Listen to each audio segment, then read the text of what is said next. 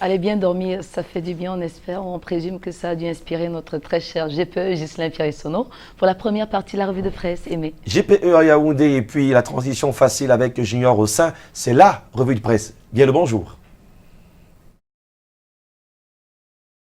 Voilà, bonjour Aimé, bonjour Patricia. Aimé et Patricia, vous êtes tous les deux bien aimés à Yaoundé. Yaoundé, la capitale camerounaise, où je vous accueille le cœur enflammé de joie comme d'habitude.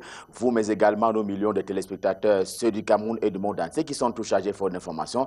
Bienvenue à cette session. En tout cas, c'est la revue de presse Made in Yaoundé. Eh bien, le grand dialogue national comme il va. Et c'est d'abord avec le quotidien camerounais à Capitaux Public Cameroun Tribune dans sa livraison de ce jeudi. Eh bien, il commence à produire des effets on ne peut plus positifs au regard de ces Camerounais qui sont maintenant des ex-combattants, qui sont donc sortis de brousse. Ils sont 5 au total, des anciens généraux, entre guillemets, de l'Ambazonia qui sont donc sortis de brousse pour venir participer aux travaux de Yaoundé. Cameroun Tribune en parle ce matin et les a retrouvés tout en sourire. Ils tournent donc le dos à la rébellion pour retrouver la République et la patrie. En trois lignes d'ailleurs, avec les mains tendues à la fois du gouvernement et du chef de l'exécutif, c'est-à-dire respectivement le Premier ministre Joseph Dione Ngouté, le président de la République Paul Biya. Eh bien, voilà donc les premiers effets induits et positifs du GDN, le grand dialogue national dont on sait que les travaux courent depuis lundi dernier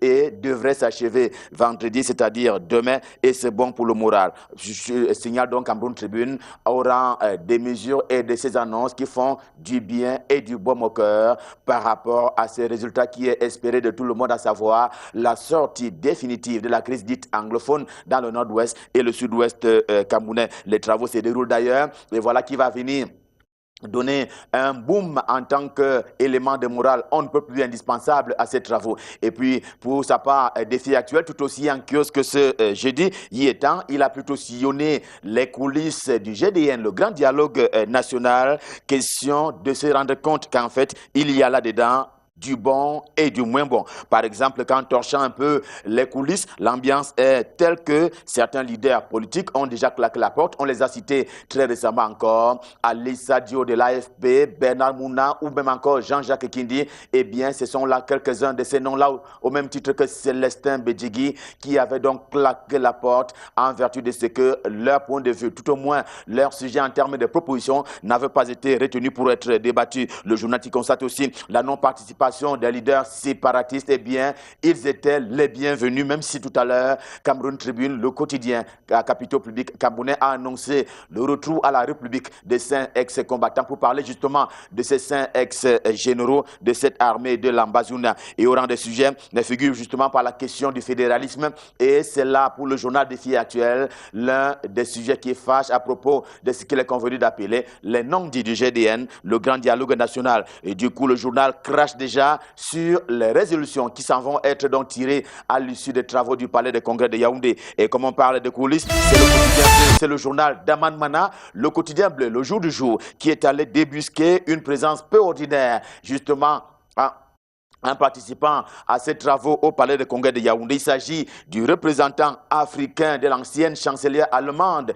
j'ai nommé Angela Merkel, encore que celui-ci, justement, lui aussi participe à ces travaux directement ou indirectement. Il s'agit d'avoir un œil ouvert sur la manière dont les travaux se déroulent au palais de congrès de Yaoundé, au nom et pour le compte, dit-il, de la communauté internationale. Et finalement, il y a donc des partenaires camerounais qui participent également à ces travaux. C'est donc le cas de le signaler avec le quotidien bleu le jour du jour, à savoir ce représentant Afrique de Angela Merkel, du nom, je le disais tout à l'heure, de l'ancienne chancelière allemande, la plus grande puissance économique d'Europe. Mutation tient là la preuve par 8 pour parler justement du journal de Georges-Alain Boyomo, le quotidien Mutation qui tient donc là la preuve par 8 que l'histoire du Cameroun est en train de se jouer sur la colline d'Nkolnyada au palais de congrès de Yaoundé, avec des visages qui sont connus des plus petits au plus grand public camerounais et même international. La preuve par 8 des mutations consiste aussi à relever la représentativité sociologique des différents présidents des commissions, 8 au total, qui sont donc à pied d'œuvre au palais de congrès de Yaoundé à l'occasion justement du GDN, le grand dialogue national dont on sait qu'il arrive, qui rentre donc en gare demain vendredi. Retour sur ce qui s'avère un coup de grâce avec le quotidien camerounais d'expression anglaise, le Guardian Post, tout aussi en kiosque que ce jeudi. ici. Hier, c'était Yannick Kawa et les autres. Aujourd'hui, ce sont 5 ex-combattants qui ont donc accepté d'être sur la table des débats au palais de congrès de Yaoundé. Leur demande va directement vers le retour au calme et la paix, dont on sait que Paul Biya s'était justement identifié comme étant l'un des bandiens les plus avérés sur la terre, mais non sans formuler, pour parler justement de ces ex-combattants, mais non sans formuler des prétentions essentiellement dirigées vers l'égalité et l'équité à l'accès à la République. Le quotidien L'Épervier, le journal de Léopold Clovis Ndjo, constate du reste, et c'est au pied de une, que la guerre des concepts fait rage du côté du palais de congrès de Yaoundé au grand dialogue à propos de ce grand rendez-vous national. Il y a désormais, au lieu de 2 concepts, il y a donc désormais 3 concepts qui s'affrontent, la sécession, le fédéralisme et la décentralisation qui se discutent la vedette en se disputant au palais de congrès de Yaoundé. Mais la une principale du quotidien L'Épervier, édition de ce jeudi, braque les projecteurs sur le plus vieux fonctionnaire du monde contemporain. Il s'agit justement d'un Camerounais, il s'appelle Christophe Ketchanke et il est depuis des lustres le percepteur de l'ambassade du Cameroun du côté de Paris en France. En tout cas, portrait géant et avec des faits qui vont avec l'histoire, lui qui connaît et qui détient donc le secret de Amadou Ahidjo, du nom du premier président camerounais, autant que le second, que dis-je, autant que le deuxième, Paul Biya, eh bien, plein feu donc sur ce plus vieux fonctionnaire du monde pour parler justement du percepteur de l'ambassade du Cameroun du côté de la France. Ceci est plutôt un essai du quotidien L'Épervier qui propose justement d'aller à la rencontre de cet homme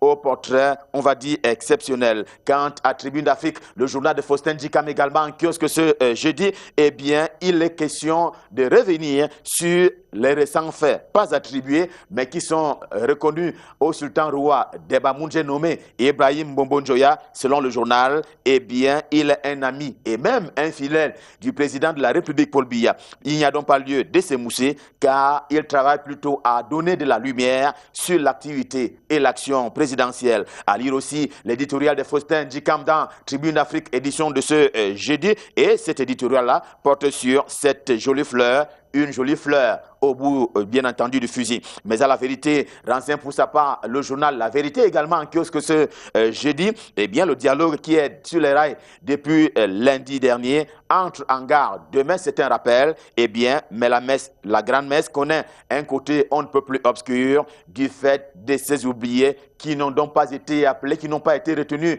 parmi les délégués, mais qui auraient dû être là. Et le journal en donne quelques clichés ce matin au rang justement de ceux qui auraient dû être là avec autorité, et avec légitimité et avec légalité. Qui sont donc ces oubliés? S'interroge le journal Hot News, également paru ce jeudi, qui affirme au contraire que l'option populaire a été prise par le gouvernement de la République et cela est de bon aloi. Sur les quelques 500 délégués qui participent d'ailleurs aux travaux de Yaoundé, renseigne le journal, eh bien, 300 sont issus du nord-ouest et du sud-ouest camerounais et seulement 150 qui sont issus des 8 autres régions de la République du Cameroun. Il ne faut surtout pas l'oublier, nous rappelle Hot News dans sa livraison de ce matin. Info Matin de Dieudonné M20 trouve aussi pertinente la présentation hier à la presse camerounaise de ces ex-combattants, saints généraux entre guillemets de l'Amazonia, ainsi revenus à la République, surtout qu'il s'agit justement des commandants de ces mouvements on ne peut plus terroristes justement dans le nord-ouest et le sud-ouest camerounais qui ont ainsi tourné le dos au mal. Des Watchdog Tribune devenu quotidien par ces temps du GDN, le grand dialogue national, estime pour cela qu'en participant et en revendiquant lors des travaux ce qu'ils considèrent comme étant des anglophones s'en vont donc retrouver leur identité jadis perdue au milieu des francophones. C'est aussi là l'un des intérêts du grand dialogue national qui se tient au palais de congrès de Yaoundé. Et justement parce qu'il y a cette identité qui s'en va être retrouvée de la part des Camerounais dits anglophones au milieu des francophones par l'effet de phagocytose. La reddition des 5 ex-combattants de l'Amazonia qui donc sont revenus dans la République, cela meuble également le pied de une du journal Le Quotidien, édition de ce jeudi. Il s'en félicite au même titre que la finalement signature demain vendredi jeudi, c'est l'objet de la une principale du quotidien Le Quotidien. Et bien, finalement, la signature de contrat du nouvel entraîneur sélectionneur des Lions Indomptables du Cameroun aura lieu demain, vendredi. Le patron de François Omambik à la tête de la sélection nationale, les Lions Indomptables, sera donc officiellement présenté. En tout cas, il prendra officiellement fonction. Et finalement, demain vendredi, ce que les réseaux sociaux avaient déjà fait en ce lieu et place, eh bien, voilà finalement la vérité. On va parler argent et tourisme à présent. Eh bien, l'endroit où le coin indiqué pour les besoins de la cause étant bien entendu la revue de l'économie rurale. En tout cas, c'est un journal camerounais spécialisé en les questions d'agriculture, du monde rural et du tourisme. Apparemment, le gouvernement de la République tient à la réhabilitation de ces sites touristiques, aidé en cela par la société civile qui est compétente en la matière. Une façon pour le journal d'annoncer le salon de l'information sur le tourisme en ce mois d'octobre 2019. Annonce également formulée ce matin par le journal de Boniface Tuenkam, nommé le financier d'Afrique. Cela est en rapport avec le budget de l'État du Cameroun pour l'exercice 2020. Eh bien, le journal qui anticipe ce matin sur cet élément on ne peut plus déterminant de la loi des finances pour l'exercice 2020, il y aura de nouveaux impôts et taxes qui devraient donc voir le jour. C'est une information on ne peut plus exclusive qui est donc proposée ce matin par le financier d'Afrique. Et parmi eux, il y a le relèvement du droit d'accise de 20 à 30% sur le tabac. Cela devrait également se produire sur les produits pharmaceutiques. Revue de presse, Made in Yaoundé, édition de ce jeudi. Stop fin, le cœur enflammé de joie. Je vous quitte un moment des yeux, mais pas du cœur. Le temps d'un congé, le temps bien entendu d'un voyage, mais restez en compagnie des programmes de Canada International. Je vous invite d'ailleurs à nous rendre du côté des Douala pour retrouver Junior Hossein pour la suite et la fin de la revue de presse. Bonjour Junior, c'est à vous, à Douala. Bonjour Ghislain Pierre Essonneau. L'actualité au cœur de la revue de la presse, c'est le grand dialogue national qui, selon la nouvelle expression, entre dans sa vitesse de croisière ce jeudi matin en sa une principale.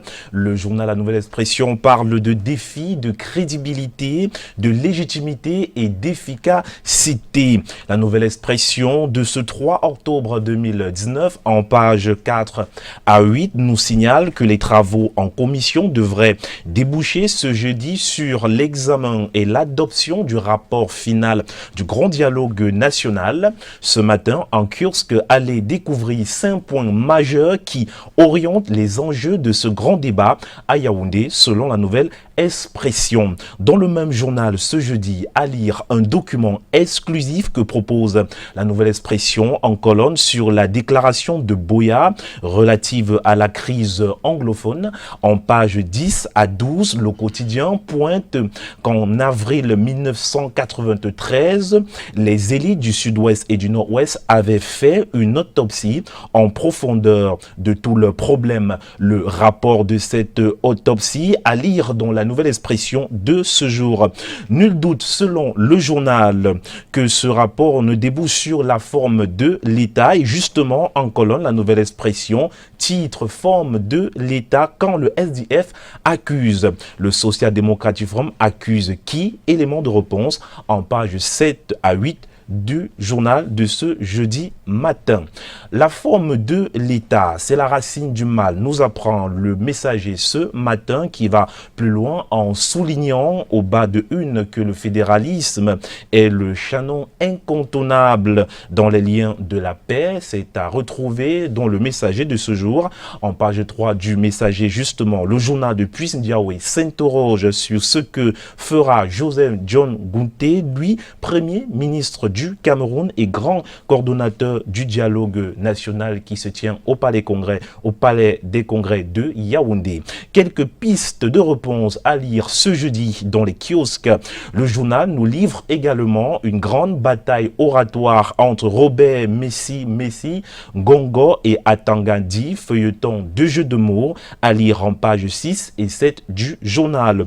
Dans ce jeu de mots, on parle de santé économique et puisque la santé est évoquée par le Messager, c'est également, et puisque la santé est évoquée, le Messager s'est également penché ce jeudi sur la santé des personnes du troisième âge. Le journal titre au bas de une: Cameroun, 80 450 personnes âgées vivent avec le VIH. Comment en est-on arrivé là? La réponse en page 8 du journal.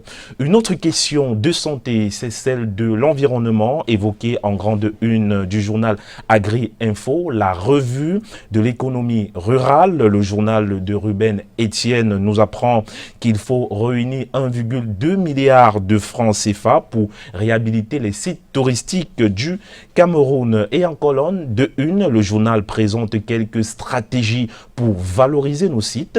En page 11, Agri-Info nous fait savoir que le secteur touristique a besoin d'un environnement de paix pour dévoiler tout son potentiel et ses atouts. Les détails en page 11 du journal. Europe Plus ce matin s'intéresse à un partenariat international sur l'information et la démocratie. Partenariat signé par 20 États, c'est ce qui fait le grand angle du journal de ce matin. L'intégralité de cet article à lire en page 7. Et on termine cette revue de presse avec le journal Ouest Echo, premier journal national d'information régionale. Ouest Echo, ce matin, nous apprend que le sénateur Gu Tingé a mis 80 millions de francs CFA sur la table pour l'insertion socio-professionnelle des jeunes de son parti à l'Ouest. Et Bernard Fongan en est le maître, d'œuvre en sa qualité de parrain des jeunes de la région. Il s'agit là tout simplement d'un programme ou bien d'un appui, voilà, à l'insertion socio-professionnelle des jeunes du RDPC, programme Goutingé lancé par l'honorable Bernard Fongan, à retrouver dans ce journal. On retrouve allègrement demain. Il sera en tout cas 7 heures pour la revue de presse Made in Douala. On vous souhaite tout ce qu'il y a devant cette journée. Junior Hussein, portez-vous bien. Merci. Et naturellement, demain donc, chers téléspectateurs, vous en doutez bien, ce sera donc la dernière ligne droite pour ce qui est du grand dialogue national en direct du Palais des Congrès de Yaoundé, votre chaîne de proximité canadienne internationale qui se fait fort de vous faire vivre les temps forts, les moments importants de ce grand rendez-vous décisif pour l'avenir de notre cher et beau pays, le Cameroun, et à travers naturellement ce bulletin relatif au grand dialogue national que vous avez présenté justement, que vous présente Lille Pijou depuis lundi. On a donc le plaisir d'accueillir Lille Pijou dans ce studio de Canal Matin. Bonjour Lille et bienvenue. Bonjour Patricia, bonjour aux téléspectateurs. Nous sommes donc à jour J-1 pour la fin du grand dialogue national au Palais des Congrès de Yaoundé. On reviendra sur cette journée suffisamment chargée au Palais des Congrès de Yaoundé entre séances plénières et la suite des travaux en commission. On en parle juste après ceci.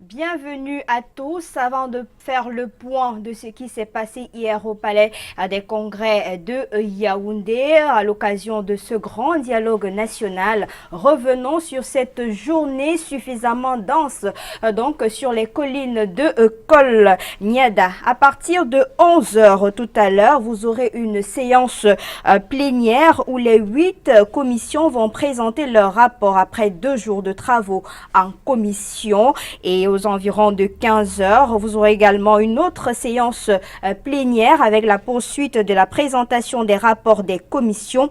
Suivra l'examen du rapport final du dialogue national. Et au cours de 17h30, après la pause café, c'est la poursuite donc de l'examen du rapport final, adoption du rapport final du grand dialogue national.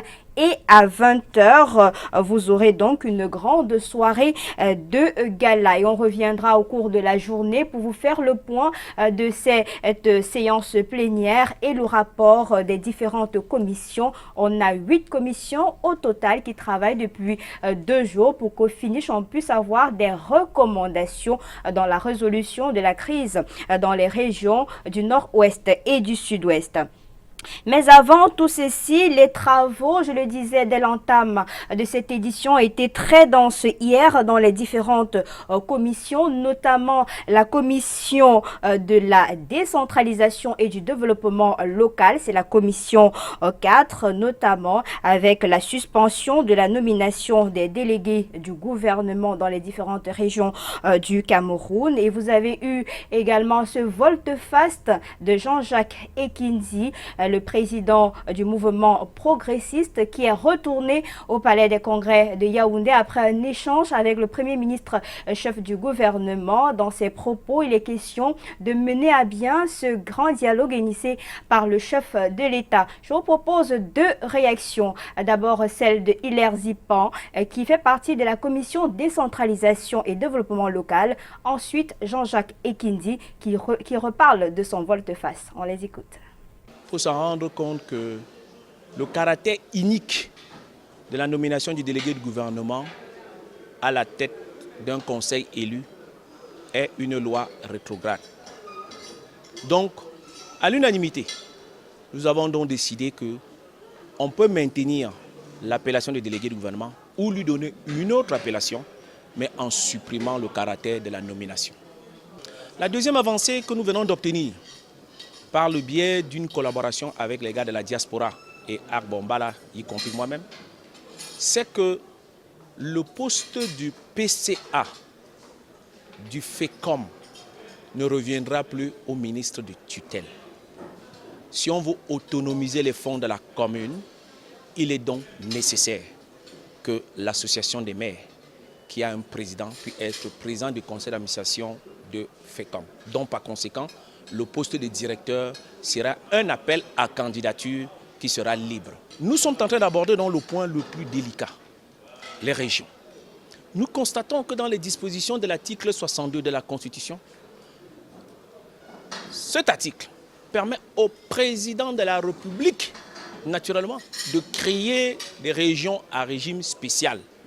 Cela veut simplement dire que ces régions qui peuvent être créées à régime spécial peuvent être étendues pour l'ensemble des Camerounais. Dès lors, nous retombons que le Cameroun va être un pays décentralisé, mais géré d'une manière régionale avec les compétences de la région et les compétences de la commune. Nous sommes donc en adéquation avec librement la Constitution, sans la modifier, mais en densifiant le contenu. Nous avons réussi à mettre sur pied l'épineux problème de la double nationalité qui torture la diaspora, qui fuste cette diaspora. Donc, notre commission est une des commissions qui travaille suffisamment bien. Aujourd'hui, nous sommes en train de travailler, d'éplucher la contribution de la diaspora au développement physique, dans l'investissement de la diaspora. On a eu un très bel échange avec le ministre de l'Instance extérieure, personnalité ressources, le ministre Bela, qui nous a donné, qui nous a amené à comprendre qu'il y a un mécanisme qui est mis en place qui ne fonctionne peut-être pas, mais qui peut permettre à la diaspora de s'investir sans problème. Nous avons pensé à la création d'un guichet de la diaspora dans tous les ministères. The message I have for my colleagues, wherever they may be, those that are not with me because I am not working alone, we, the generals of FACO, have decided that peace will come. And we are pleading with the government to help us. And to those in the northern zone, I am telling them it is time for peace. The bloodshed is too much. If it is time. Any guarantees from the government? Definitely. I have been here for some couple of days. It's rather unfortunate I had an accident with a bike here in Yaoundé, but I am fine. And I will go back and I will preach the same gospel. And I will do what is put upon me to make sure peace reign and people of my type should come out from the bushes. D'abord, je n'ai pas claqué la porte. Voici comment ça s'est passé. La commission a eu un break. Tout le monde est sorti, moi également. Seulement moi, je ne suis pas revenu. Donc je ne suis pas levé pour claquer la porte pour dire je m'en vais. Non, non, non. On a constaté simplement que ma place est vide. Bon, ensuite, on a constaté que je ne suis plus dans le hall. Ensuite, on a constaté que je ne suis plus dans l'hôtel. Là, on s'est dit, ah, c'est qu'il est parti. Tous les journalistes qui m'ont appelé, je leur ai dit, je n'ai pas de déclaration à faire. Et dans l'entretemps, le Premier ministre m'a fait appeler pour dire qu'il souhaite me rencontrer sur ce problème de dialogue. Parce qu'il a appris que je n'étais plus là. J'ai accepté l'audience, je l'ai vu ce matin, et je lui ai dit, ma principale préoccupation, c'est la paix. Je suis venu ici pour la paix. Je ne suis pas venu pour la reconstruction, pour le bilinguisme, pour... Bon, alors qu'on en parle, c'est bien. Mais c'est d'abord la paix. Et quand je ne vois la paix nulle part, je me demande ce que je fais là. Alors, nous avons donc convenu que, ok, ce qui est fait, mais il va mettre en place une commission pour la paix et la mise en place des résolutions du dialogue. Ce qui veut dire que l'effort de paix avec lequel nous sommes venus va continuer. Il n'aura plus le contour des populations venues de tous les coins pour se rassembler au Palais des Congrès. Mais cet effort de paix va être là, il va être rendu compte et nous espérons que le moment venu, si c'est nécessaire, cette commission-là sera capable de convaincre le Premier ministre qu'appelle un autre dialogue parce que maintenant nous sommes prêts. Tous les éléments de paix sont là. Les signataires de la paix sont prêts. À ce moment-là, on viendra et on essaiera de s'apaiser, de s'abreuver à la paix. Voilà ce que je suis venu chercher ici. Et maintenant qu'il m'a rassuré qu'on peut aller dans cette direction, je reviens dans le dialogue. Sinon, je ne serai pas revenu.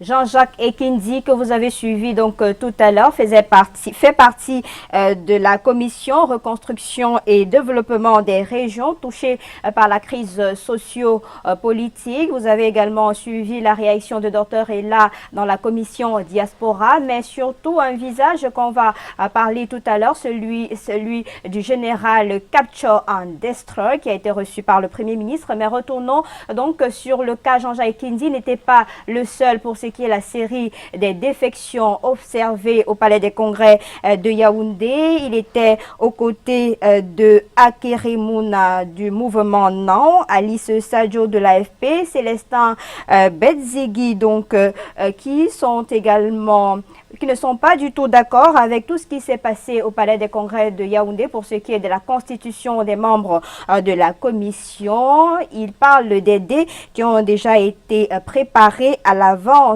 Et cette actualité au total très suivie par les populations de toutes les régions du Cameroun. Mais on va faire un tour à présent à Edéa dans la Sanaga-Maritime pour voir un tout petit peu ce que cette population pense de ce qui se passe à Yaoundé. Un reportage signé Christian Bock. Troisième journée du dialogue national au Cameroun. Dans la ville d'Edéa, les habitants de la ville Lumière ont les yeux rivés sur leur petit écran. Au marché central ou encore dans les bars, l'affluence ici démontre l'intérêt des Sanaga marins portés sur ce débat national. On a toujours eu confiance à notre président de la République. Ce qu'il nous a donné, nous attendons le résultat de ce que lui-même veut de son pays. Parce que on l'a trop trompé. Et si la vérité peut sortir dans les bouches des Camerounais, nous croyons que le président de la République prendra les décisions. Mais je voudrais également dire que dès l'entrée de jeu, nous avons salué l'organisation qui a été mise en place dès le premier jour. Nous avons salué également la liberté de ton qu'on a eu à constater à travers les sorties de certaines personnalités. C'est une autre page de l'histoire du Cameroun qui devra s'écrire au Palais des Congrès de Yaoundé. Pour les habitants de la ville Lumière, elle reste optimiste car dans les années de l'indépendance, la Sanaga-Maritime a connu de telles crises. C'est un moment très particulier pour ses habitants. En tout cas, s'il y a un peuple qui a souffert avant l'indépendance, c'est le peuple de la Sanaga-Maritime, ajouté au peuple de... Et la Sanaga-Maritime est bien placée pour donner des conseils et parler à nos frères du sud-ouest et du nord-ouest, surtout du sud-ouest, parce que nous avons des coutumes semblables. On est mieux placé pour donner la paix et demander la paix aux autres. Donc, ceux qui sont partis à Yaoundé pour le dialogue national vont certainement représenter valablement la Sanaga-Maritime. Pendant toute cette semaine, les acteurs de la société triés sur le volet débattent en commission afin de trouver les moyens nécessaires pour le retour de la paix dans les régions du sud-ouest et du nord-ouest en crise depuis déjà 3 ans. Et les populations de la région du littoral ne sont pas en reste pour ce qui est du suivi de cette actualité sur les collines de Kolniada. C'est chacun qui aimerait s'exprimer sur les attitudes de ces hommes politiques qui claquent la porte avant même la clôture de ce dialogue. Reportage signé Junior Ossin. Alors que Jean-Jacques Ekindi annonce son retour au Palais des Congrès de Yaoundé, les commentaires entre Camerounais sont toujours nourris du départ inattendu de Alice Sadio, Akeremouna et Célestin Bedzegui. Cela est jugé farfelu par le petit peuple qui attend beaucoup de ce grand dialogue national. Lorsque les gens claquent la porte, ça montre à suffisance comment ces gens-là font de la surenchère politique. Cette défection non négligeable sur la scène politique demeure cependant sans conséquences directes sur le déroulement du dialogue. Leur départ n'influe pas du tout la poursuite des travaux. L'essentiel est que ceux qui ont été choisis, qu'ils aillent représenter le peuple. La décision de quitter le navire du conclave national par ces acteurs de la scène politique et publique n'est sans doute pas un fait du hasard. Je peux dire, les partis politiques, la société civile, ils sont venus déposer certains préalables. Et dans la salle, quand tu lèves, pour peut-être t'appuyer sur ce que tu avais déposé, on te dit tu es au sujet. Parce que les vrais problèmes sont là. Bon, on est en train de tirer qu'à côté. La profondeur, c'est de rentrer à la base, quelque chose comme le fédéralisme là. Puisque nous vivons dans une décentralisation depuis des vingtaines d'années, que ça n'apporte pas de fruits. Et quand on continue toujours à dire que décentralisation, c'est déjà là. Ces départs, contestations et réclamations font partie du jeu et relancent en quelque sorte les enjeux du grand dialogue national.